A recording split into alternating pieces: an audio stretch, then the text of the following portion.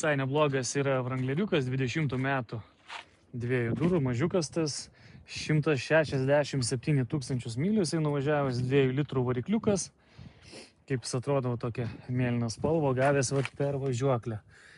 Matosi, amortizatorius yra kreivai stovi, ratas išmuštas, geri ratukai uždėti. Šiaip jisai kūrėsi ir važiuoja, vasario 2 aukcionas, parduoda draudimas.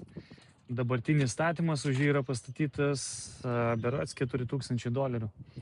Šiaip iš kėbulo pusės šiek tiek yra pabraižymų, bet geri dideli ratukai, juodas salonas, medžiaginės sėdynės.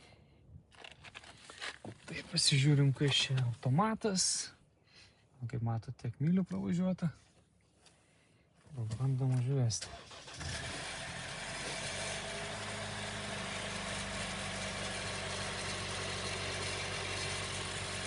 Čia kas dega. Ilgai nelaikykim, kažkoks truputėlį garsas variklio yra. Taip, einam žiūrėti toliau. Čia ant sparno galinė šiek tiek yra įdubimas. Galas atrodo viskas gerai. Akumuliatorių gausit naują. Toliau šitą pusę irgi nematau, kad būtų kažkas tai labai subraižyta ar kažkokia tai damedžius padaryta. Čia kaip tokia šovinys antena. Šitą pusę viskas atrodo yra tvarkoj.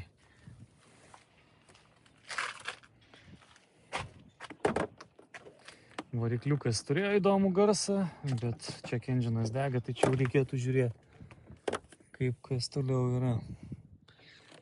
Taip, galim pasižiūrėti dar šiek tiek šitą mušimą, vat yra bamperis.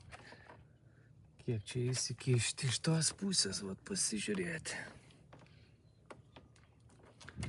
Labai daug eina prieiti.